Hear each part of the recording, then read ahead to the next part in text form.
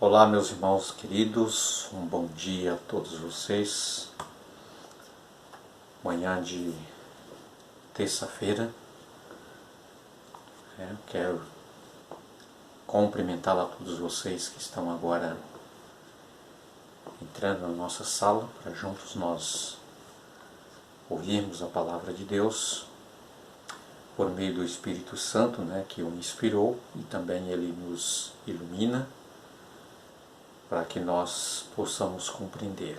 Hoje o título da nossa lição é Amaldiçoado em um Madeiro. Tá? O nosso estudo de hoje,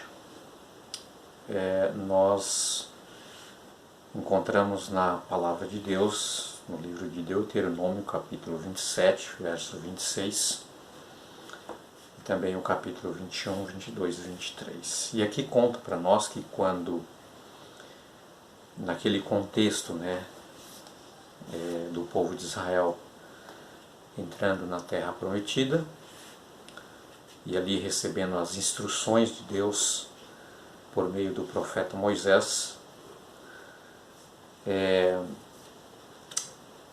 a recomendação era que ou uma pessoa, quando ela cometesse algum pecado passivo de morte, tá?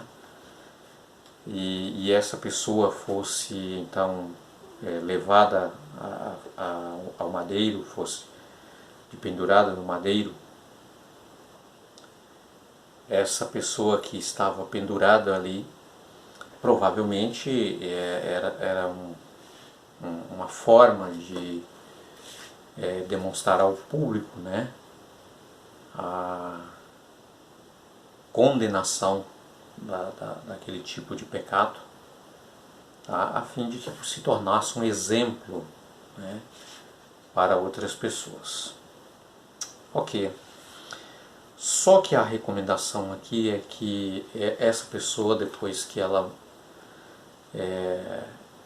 ficasse ali pendurada naquele madeiro ali, e tomando ali durante todo aquele dia aquele sol muito quente,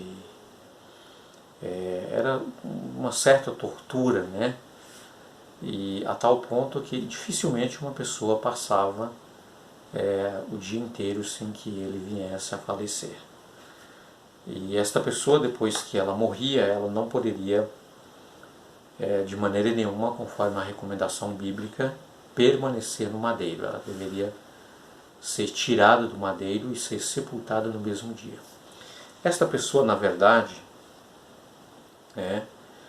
ela havia cometido um pecado, que esse pecado não era um pecado, quem sabe, aí por ignorância, era um pecado mesmo por negligência. A pessoa tinha assim todo o conhecimento, sabia da penalidade, e mesmo assim ele insistia em viver na prática desse pecado. Tá? Essa pessoa estava recebendo uma maldição, tá? Conforme a exigência da justiça da lei, a lei de Deus, a lei moral. A lei de Deus exige uma justiça que nós, como pecadores, não temos como oferecê-la, e sermos dignos então do mérito da sua justiça. Por essa razão, qualquer que cometesse algum tipo de pecado desta natureza, ela era condenada à morte, porque o salário do pecado é a morte. Tá? Mas, meus queridos, o interessante aqui é que Paulo, ele conversando, ele falando com os Gálatas, os irmãos ali da igreja da Galácia, propriamente ali muitos judeus que haviam se tornado cristãos, e tentava a justificação pelas obras, a sua salvação pelas obras, tá? Foi aí que Paulo usou esse texto, né? Gálatas capítulo 3, verso de 1 a 14. Paulo citou então Deuteronômio, capítulo 27, versos 26 e 21, verso 22 ao verso 23. Tá? E aqui Paulo está dizendo, meus queridos, que a lei é justa, a lei é perfeita, a lei é boa, mas ela não nos dá a salvação. Nós não somos salvos por obedecer, por guardar, observar os mandamentos, por guardar a lei de Deus. Tá? A lei de Deus ela é tão pura, tão santa, que ela exige uma justiça justa, algo que nós não podemos oferecer. Tá? E então Jesus, conforme aqui a citação do apóstolo São Paulo, ele tomou a nossa condenação, tá? Ele pagou o preço da exigência da moralidade da lei de Deus. Jesus ele se tornou maldito, foi pendurado também no madeiro, pendurado na cruz, tá? Porque quem deveria estar ali era nós, era eu e você que deveria estar ali. A lei de Deus exige isso, exige essa justiça. E como nós não temos, nós somos pecadores, né? Nós é que deveria estarmos ali no madeiro, pregados no madeiro. Mas Jesus ele tomou, né? Como diz o profeta Isaías, capítulo 53, ele levou sobre si os nossos pecados, as nossas dores e as nossas enfermidades. Quer dizer, aquilo que era para mim, a condenação que era para mim, a morte que era para mim, Jesus tomou. Ele levou sobre si. Jesus não tinha pecado nenhum. Tá? Mas Jesus ele foi cravado na cruz, foi amaldiçoado. Só quem era amaldiçoado é que era pendurado em uma cruz, no madeiro. Tá? Alguém que realmente, né, era condenado pela lei. Mas só que Jesus tomou o meu e o seu lugar. Tá? Jesus foi pendurado no nosso lugar. Jesus não é pecador. Jesus nunca pecou de nenhuma maneira. Jesus não pecou por ações, não pecou por palavras e não pecou por pensamentos. Tá? Mas Jesus, ele recebeu a minha maldição e se tornou maldito por minha causa. Tá? Então os meus pecados e os seus pecados foram transferidos para Jesus. Por isso que Jesus foi amaldiçoado. Por isso que Jesus foi pregado, pendurado naquela cruz. Tá? Então, meus queridos, a observância da lei, guardar os mandamentos, quero dizer uma coisa para você. Se você está tentando, através da observância, da guarda dos mandamentos de Deus, obter pelos méritos, seus próprios méritos, a sua salvação, quero dizer para você que você está totalmente enganado e totalmente perdido. Porque não há salvação se não for pelos méritos únicos de Cristo Jesus. Tá? O próprio Jesus disse: eu sou o caminho, a verdade e a vida.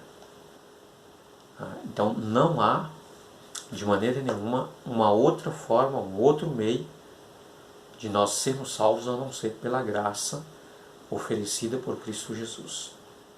Só que quando você é salvo pela graça de Cristo Jesus, você recebe o Espírito Santo. Sabia disso? Você recebe o Espírito Santo. Jesus te concede o Espírito Santo. Tá?